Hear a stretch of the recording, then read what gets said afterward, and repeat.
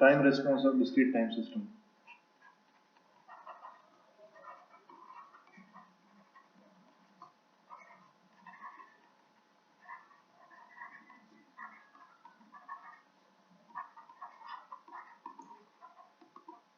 तो जो time response हमने कंट्रोल सिस्टम के अंदर पढ़ा था, उसी के अंदर इनपुट और आउटपुट को यहाँ पे सैंपल अगर कर देते हैं अपन, तो वही जो रिस्पॉन्स है वो अपने पास डिस्क्रीट टाइम रिस्पॉन्स कहलाएगा।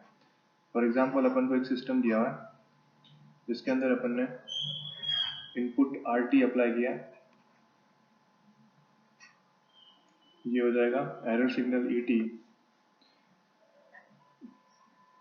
एरर सिग्नल ET को अगर सैंपल कर देते हैं अपन, तो E स्टार T हो जाएगा। ये फर्स्ट ब्लॉक जो कि है डिजिटल कंट्रोलर,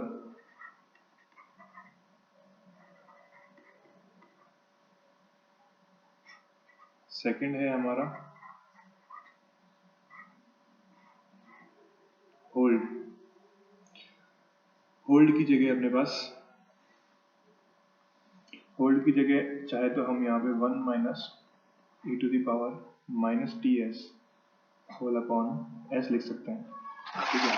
तो अगर किसी भी सिस्टम के अंदर कोई ब्लॉक होल्ड ब्लॉक दिया है, तो वो बेसिकली जीरो ऑर्डर होल्ड है, तो उसको हम रिप्लेस कर सकते हैं 1 minus e to the power minus TS upon S से। होल्ड के बाद में दिया हुआ है GP, प्लांट ट्रांसफर फंक्शन, और इसके बाद में हमको मिलता है आउटपुट CT।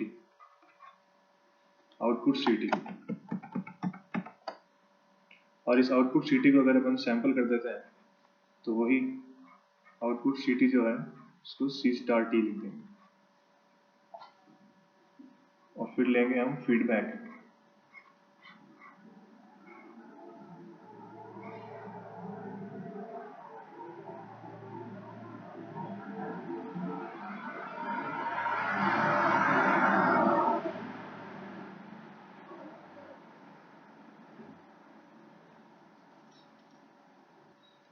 तो कुछ एक टर्म्स जो अपन ने कंट्रोल सिस्टम में डिफाइन करी थी, वो यहाँ पे डिस्क्रीट टाइम सिस्टम में भी अपन को डिफाइन करनी है। जैसे कि first term rise time denoted by TR। Rise time हम किसको बोलते हैं? Time required for the unit step response to rise from 0% to 100% of its final value, ठीक है। किस केस में? अंडर डैम्प सिस्टम के केस में। तो अंडर डैम्प सिस्टम के केस में अगर हम इनपुट के तौर पे यूनिट स्टेप यूज करते हैं, ठीक है, तो अगर डिस्क्रीट टाइम सिस्टम है तो हम sampled unit step signal use करेंगे, ठीक है। तो जो टाइम हमको लगता है इनपुट का 0 से लेके 100% अचीव करने में जो टाइम लगता है, उसको अपन क्या बोलते हैं? Rise time. किस केस में? अंडर डैम्प सिस्टम के केस में। अंडर डैम्प सिस्टम हमने कंट्रोल सिस्टम में पढ़ा है, जिसके अंदर ईटा की वैल्यू 0 से 1 के बीच में होती है।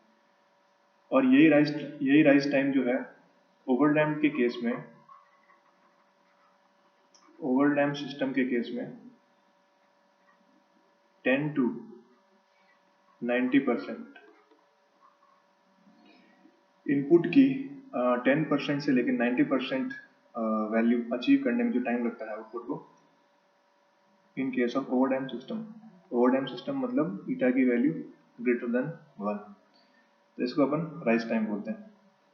नेक्स्ट अपने पास आता है डिले टाइम। सेकंड है delay time.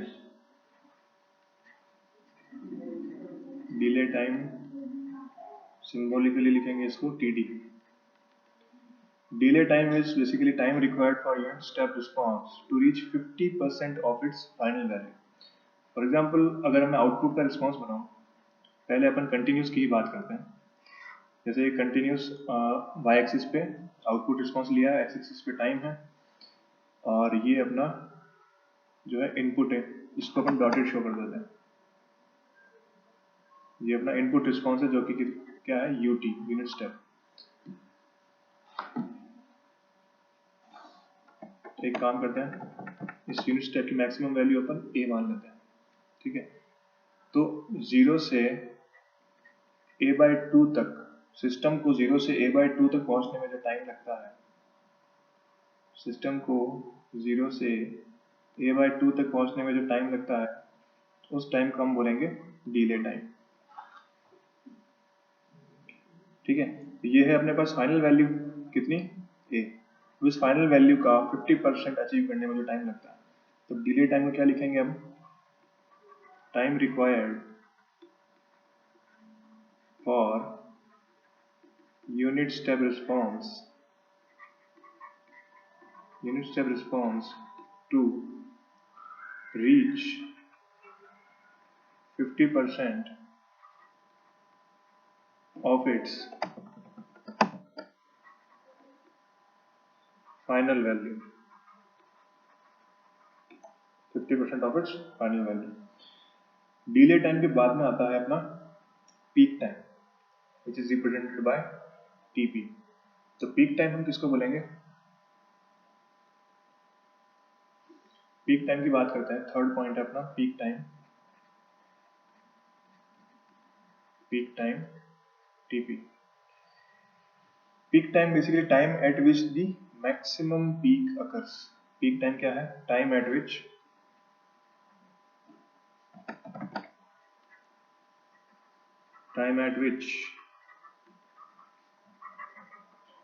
maximum peak occurs,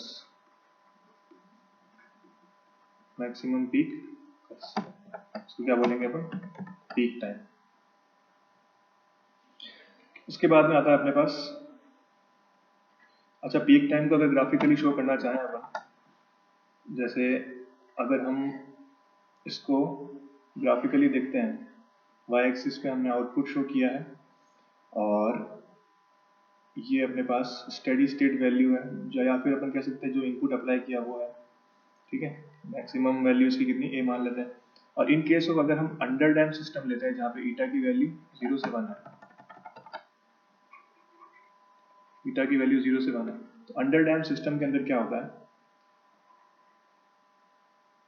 जो स्टेडी स्टेट वैल्यू है उसको एक बार अचीव कर लेता है, लेकिन क्योंकि अंडर डैम सिस्टम है तो इसमें ऑसिलेशंस देखने को मिलते हैं, ठीक है। तो अपना मैक्सिमम पीक कवर करके फिर से ये स्टेडी स्टेट वैल्यू को क्रॉस करते हुए नेगेटिव मैक्सिमम रीच करता है, फिर सेकंड पीक ओवरशूट अचीव करता है। इस तरह से करते करते ऑसिलेशंस कुछ टाइम के बाद में स्टेडी स्टेट को अचीव कर लेता है। तो यहाँ पर जो ये है पीक टाइम, पीक टाइम की डेफिनेशन लिखी है हमने, time eight which the maximum peak occurs. तो इस आउटपुट रिलेशन के अंदर मैक्सिमम पीक पॉइंट ए पर है, ये पॉइंट ए बी सी, तो पॉइंट ए पे जो है वो मैक्सिमम पीक अकर हो रहा है। इस पीक को अकर करने में जो टाइम लग रहा है वो अपने पास क्या कहलाएगा, पीक टाइम, ठीक है। नेक्स्ट देखते हैं अपन पीक ओवरशूट।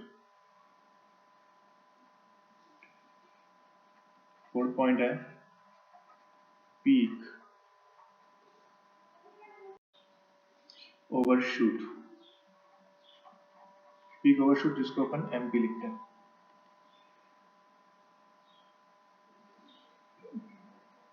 तो पीक ओवरशूट बेसिकली हमारे पास अगर डिफाइन करना चाहें तो इसको हम बोल सकते हैं difference between, it is the difference between maximum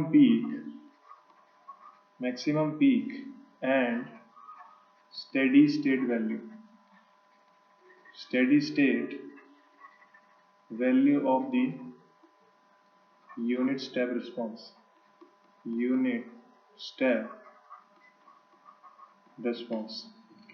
ठीक है।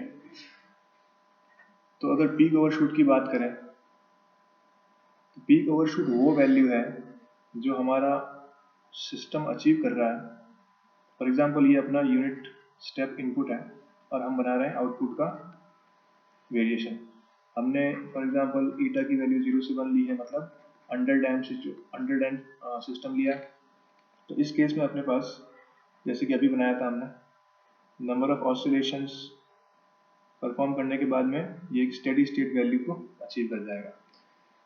तो यहाँ पे अगर मैं ये फर्स्ट ए पॉइंट बोलूँ तो इस ए पॉइंट जो है फर्स्ट पीक है, इसी तरह से ये पॉइंट बी क्या है, सेकंड पीक है, ठीक है। तो इस फर्स्ट पीक की जो मैक्सिमम वैल्यू है MP,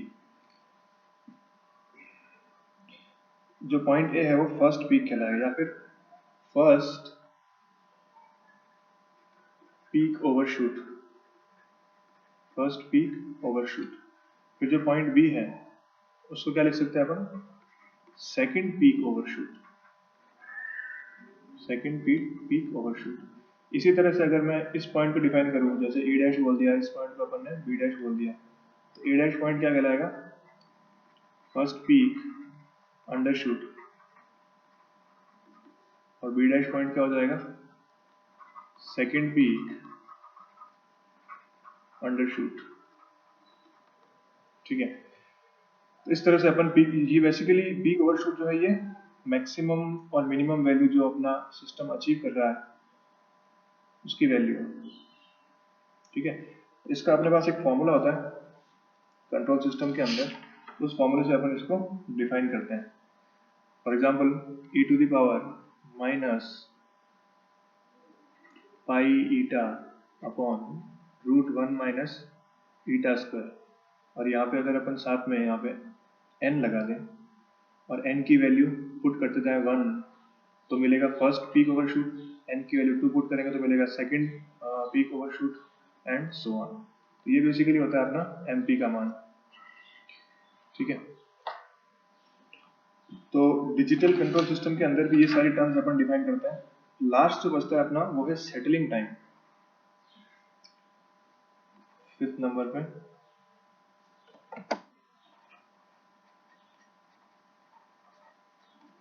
settling time TS.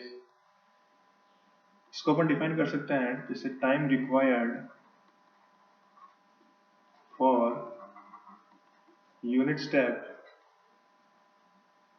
response, unit step response to reach and stay within 2% or 5% of its steady state value, 2% or 5% of its steady state value। क्या मतलब इसका, फॉर एग्जाम्पल ये output response बना रहे हैं अपन, ये अपना इनपुट है जिसको अपन डॉटेड लाइन से शो कर देते हैं, और अगर हमारा आउटपुट रिस्पॉन्स जो है वो इस तरह से ऑसिलेट करता हुआ, ठीक है, अपने ऑसिलेशंस का मैग्नीट्यूड लगातार क्या करते रहेगा, ये कम करते रहेगा, ठीक है। तो जहां पर जो ऑसिलेशंस का मैक्सिमम और मिनिमम, मतलब पॉजिटिव पीक और नेगेटिव पीक की वैल्यू, पॉजिटिव और नेगेटिव पीक की वैल्यू 2 से 5% of steady state. For example यहाँ पे स्टेडी स्टेट की वैल्यू है 100 मान लेते हैं मैग्नीट्यूड, ठीक है। तो ये जो ऑसिलेशन यहाँ पे जो डाई आउट हो रहे हैं, इसमें अगर positive oscillation, sorry positive peak अगर 102 से लेके 105 के बीच में यहाँ पे, और नेगेटिव पीक की बात करें तो 95 से लेके 98 के बीच में, ठीक है।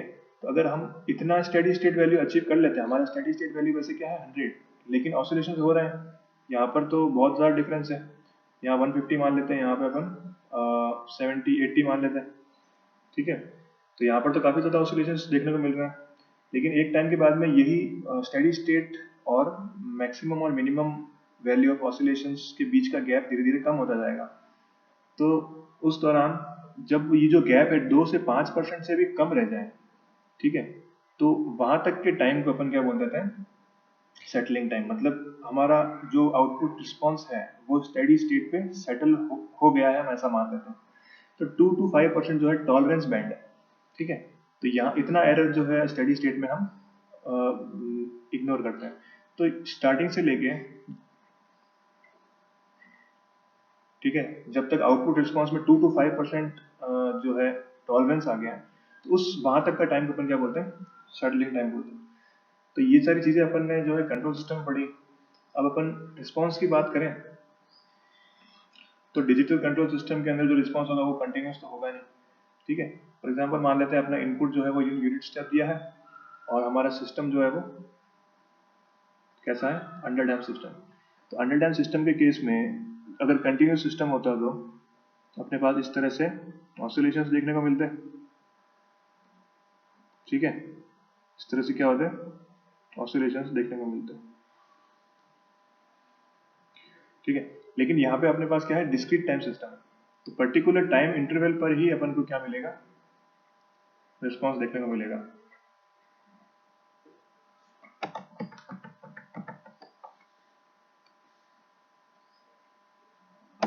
पर्टिकुलर टाइम इंटरवल पे रिस्पॉन्स देखने को मिलेगा।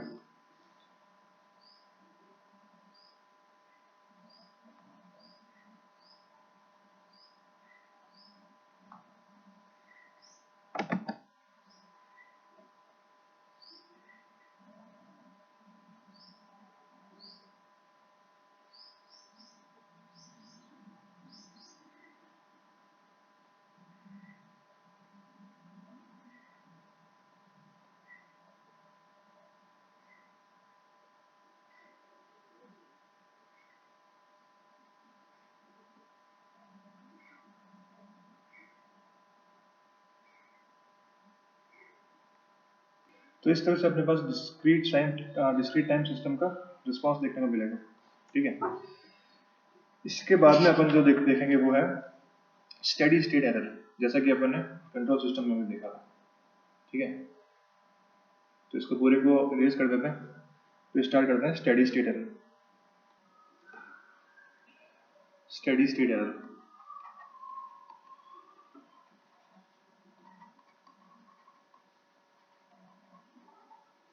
स्टेडी स्टेट एरर बेसिकली हम लिख सकते हैं time t tends to infinity पे जो एरर देखने को मिलती है discrete kt,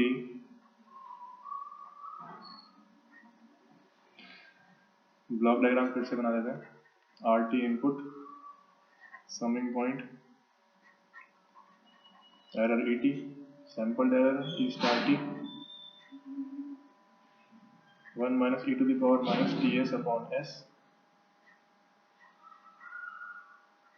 which is hold circuit zero order hold, फिर प्लांट ट्रांसफर फंक्शन gps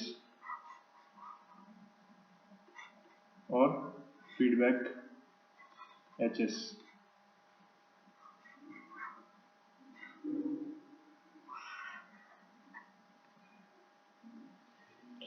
ठीक है, तो इस ट्रांसफर फंक्शन के हिसाब से जैसे कि टाइम डोमेन में दिया हुआ है, अगर इसको एस डोमेन में कन्वर्ट करें तो ES equal to RS minus CS लिख सकते हैं अपन एरर। इसी इक्वेशन को अगर अपन टाइम डोमेन में लिखना चाहे तो ET is equal to RT minus CT HT, ठीक है। या फिर इसको अगर अपन एस डोमेन में ही रखें,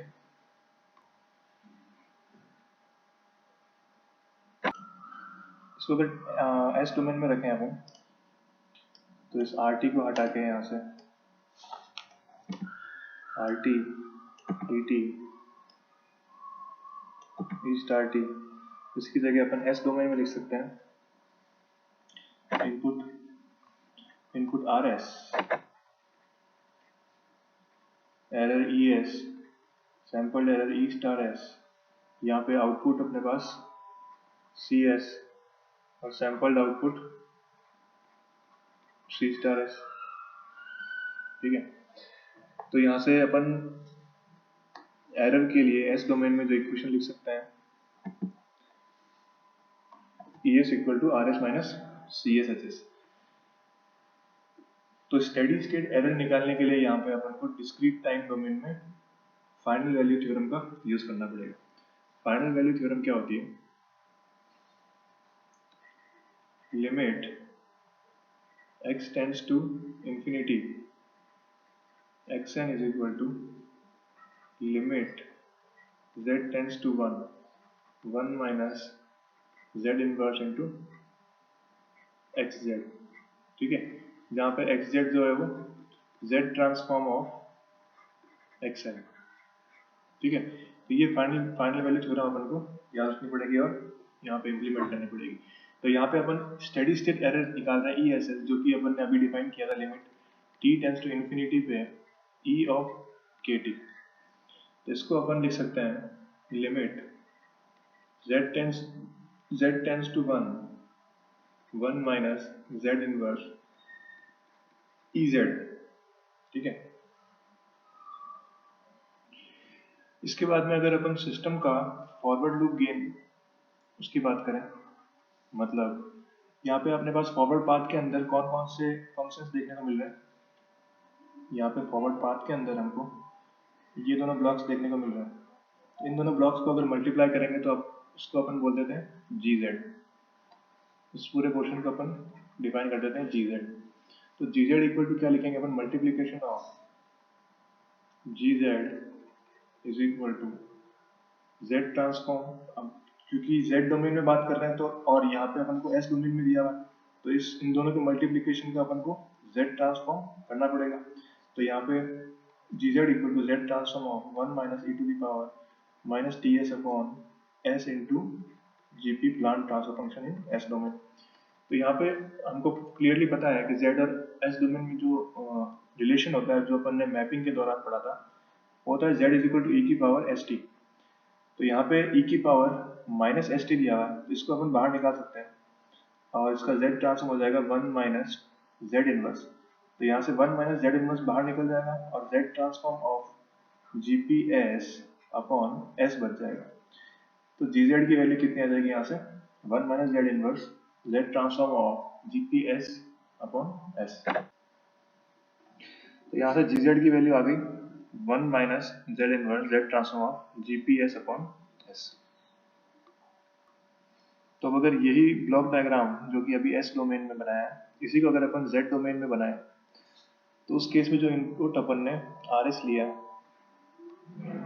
इस केस में इनपुट हो जाएगा RZ, समिंग पॉइंट के बाद में एरर EZ, एरर यहाँ पे EZ, इसके बाद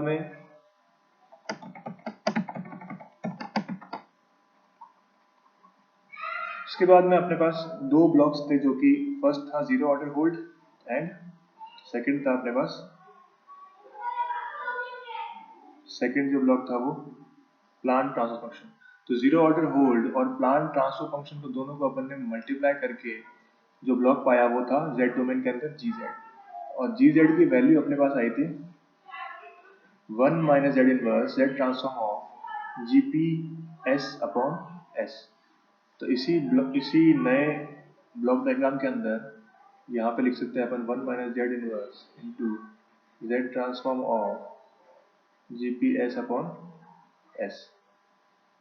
तो ये अपने पास हो जाएगा GZ, इसको अपन बोल देते हैं ये है GZ। और इसके बाद में आउटपुट से अपन ने फीडबैक लिया, फीडबैक एलिमेंट है HZ, और इस फीडबैक को जो है अपन ने इनपुट में वापस अप्लाई कर दिया।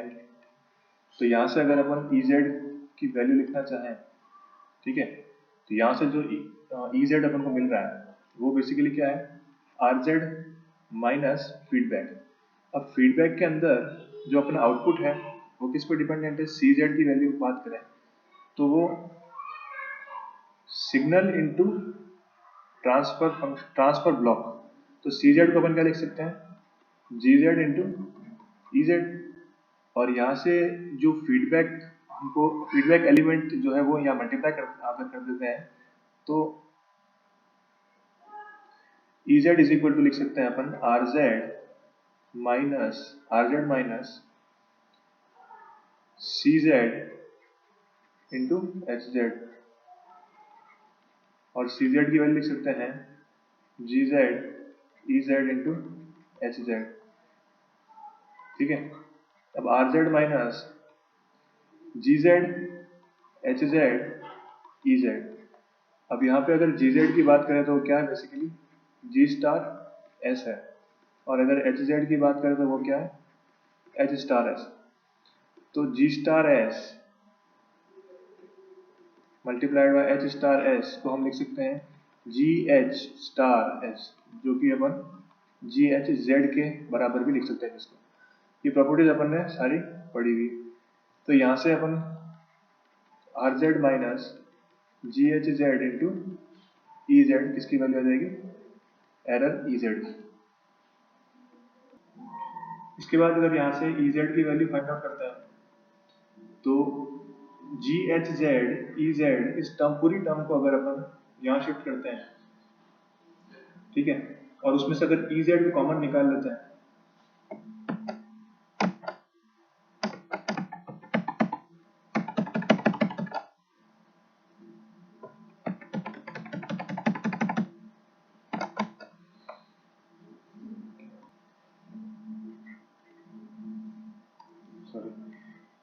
आर जेड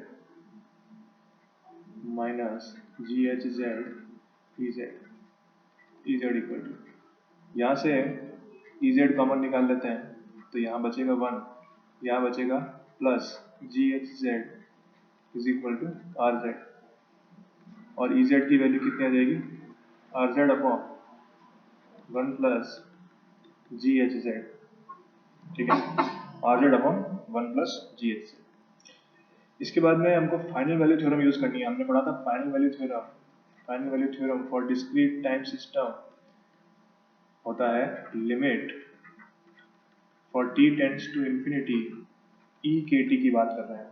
स्टेडी स्टेट मतलब at T is equal to infinite, output sorry error की बात कर रहे हैं तो ई ऑफ के टी, इसको अपन ने लिखा था limit z tends to 1 minus Z inverse E Z, ठीक है।